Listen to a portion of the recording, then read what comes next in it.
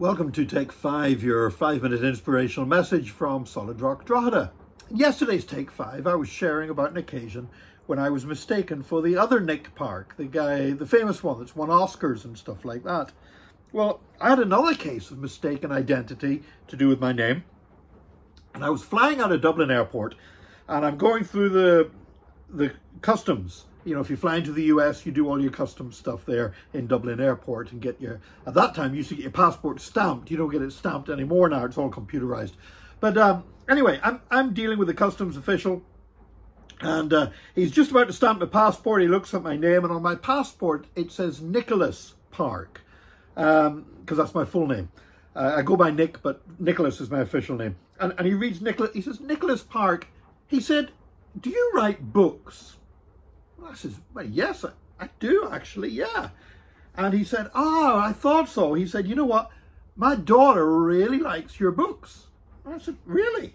Because, look, I do write books. I mean, I've written 14 or 15, but they're not exactly bestsellers. They're mostly connected with the Christian church here in Ireland, and would probably have a very limited readership anywhere. Even here in Ireland, they have a limited readership, let alone among American people or anything like that. And here's this American customs official, immigration official, telling me his daughter has read all my books. I says, "Oh, well, that's great, you know." And he's saying how much she enjoys my books. She's always gone on about how good they are, and I'm starting to get big-headed. I'm starting to feel like I'm some kind of famous author. This has never happened to me before. You know, brilliant stuff. And then finally he says, "Well, I'll let you go, Mr. Park, but just before you go, can you sign your autograph for me?" He got a bit of paper. He said, if you sign your autograph and I take that home to my daughter, she's going to be so happy with me." I said, "I'm glad to, yeah, fine." So I signed my name, and then just as I'm going, I said, "Which book did she like? You know what? Any idea which book she liked the most?" And he said, "Yeah, it was that book, The Horse Whisperer." Now, I instantly realized this guy had made a mistake. And I think he had got my name mixed up with Nicholas Sparks.